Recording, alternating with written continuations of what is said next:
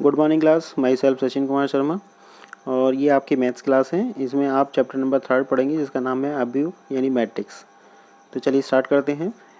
अवयव किसे कहते हैं? यदि m गुणा n अवयव, अवयव यहाँ पर आंकड़े भी हो सकते हैं, संख्याएं हो सकती हैं या फिर कोई भी अल्फ़ाबेटिकल हो सकते हैं। यदि m गुणा n अवयवों को एक आयत के रूप में इस प्रकार व्यवस्थित करें कि उनमें m पंक्ति और n स्तंभ होते हैं तो उसे हम अवयव कहते हैं। ठीक है। और यहाँ पर अवयव की एक परिभाषा और बनती है कि m गुणा n आंकड़ों को एक ऐसी व्यवस्था में व्यस्त किया जाए जिसमें कि m पंक्तियों और n स्तंभ, तो उसे हम अवयव कहते हैं और इसे निम्न प्रकार प्रदर्शित किया जाता है। अवयव को प्रदर्शित करने के लिए कैपिटल लेटर का प्रयोग किया जाता है और इसके जो अवयव होते हैं उसको दिखाने के लिए हम स्मॉल लेटर का प्रयोग करेंगे जिसका मतलब ए है। ठीक है, ए यहाँ पर सभी क्या है? अवयव हैं। इसके बाहर लिखा है m गुणा n, m का मतलब है पंक्ति और n का मतलब है स्तंभ। ठीक है, आप देखेंगे सभी अवयव जो हैं वो एक ही फॉर्म में लिखे हैं, उनके बेस में 1 1 1 2 1 3 1 n s so on इसी टाइप से नंबर्स लिखे हैं। इस नंबर्स का मीनिंग ये है कि पहला वाला जो नंबर है वो पंक्ति है, दूसरा वाला नंबर जो है वो स्तंभ है। ये इसके एड्रेस को डिनोट करते हैं। जैसे कि अगर कहीं पर लिखा है A32, इसका मतलब ये तीसरी पंक्ति का दूसरा अवयव है। अगर हम बात करें कि A21 का मतलब यह है कि दूसरी पंक्ति पहले स्तंभ का अवयव है।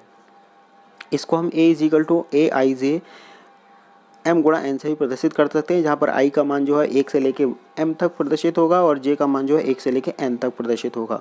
ठीक है, चलिए अब आगे आइए आपका अवयव का क्रम। अवयव का क्रम क्या होता है? हमने अवयव के नीचे लिखा है m गुणा n, जिसमें पंक्ति और स्तंभ की संख्या को गुणा के चिन्ह से प्रदर्शित किया गया है। इसी को हम अवयव का क्रम कहते हैं। यदि किसी अवयव में m पंक्ति और n स्तंभ हो तो उसका क्रम जो है m गुणा n होगा। अब आते हैं अवयव के प्रकार पर। सबसे पहला प्रकार है आपका स्तंभ अवयव। स्तंभ अवयव की अगर हम बात करें तो स्तंभ अवयव जैसे नाम से ही पता चल रहा है एक ऐसा अवयव जिसमें केवल एक स्तंभ होता है उसे हम स्तंभ अवयव कहते हैं। एग्जाम्पल के तौर पर a इज इक्वल टू 1 2 3 जिसमें 3 पंक्ति और एक स्तंभ है, इसलिए इसे हम स्तंभ अवयव कहेंगे। पंक्ति अवयव की बात करें तो एक ऐसा अवयव जिसमें केवल एक पंक्ति होती है उसे हम पंक्ति अवयव कहते हैं। जैसे कि a इज इक्वल टू 1 2 3 जिसमें कि एक स्तंभ है और एक पंक्ति है और 3 स्तंभ है, इसलिए इसे हमको पंक्ति अवयव कहेंगे। नंबर 3 में आता है आपका वर्ग अवयव। वर्ग अवयव नाम से ही पता चल रहा है, वर्ग का मतलब जिसकी भुजाएं बराबर होती हैं, लंबाई चौड़ाई समान तो केवल तभी होंगी जब उसमें पंक्ति और स्तंभ की संख्या बराबर होगी। एक ऐसा अवयव जिसमें एक पंक्ति और स्तंभ की संख्या समान होती है उसे हम वर्ग अवयव कहते हैं। जैसे कि a और b दो वर्ग अवयव के उदाहरण हैं। शून्य अवयव, यदि किसी अवयव